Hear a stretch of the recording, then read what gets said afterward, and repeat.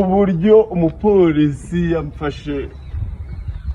naritambukiraga gusa kubera ko namunyuzeho ubwa mbere nkamenyuraho n'ubwa kabiri n'ubwa gatatu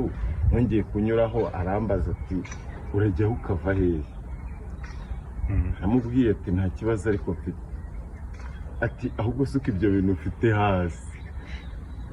ese vuga ati ariko njye ndi umunyarwanda nta kindi ati wenda reka mbisuke hasi utagira ngo ndi n'interahamwe yahise aseka cyane ndatangara ntangazwa n'ikintu asetsa arangije aravuga ati ngusubizamo wigende ndibaza uriya mupolisi yasetse ko nari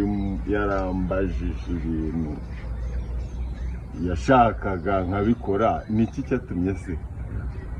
gusa hari wenda natekereje yuko asetse yuko mubwiye ngo ntabwo ndi nterahamwe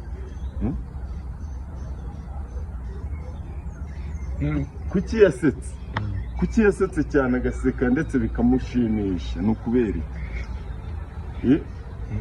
yasetse iki nyine gukora mpakira utuntu twanjye ndamubwira ati buriya ndimo gushaka akazi arambwira ati rero impamvu nkuhagaritse nari mbonye unyuze hano ubwa mbere unyuze hano n'ubwa kabiri ndavuga ati reka nkubaze ati none bisubirizemo wigendere nta kibazo nshuti yanjye nanjye ndigendera umupolisi asigara amahoro nanjye ngenda yanjye ariko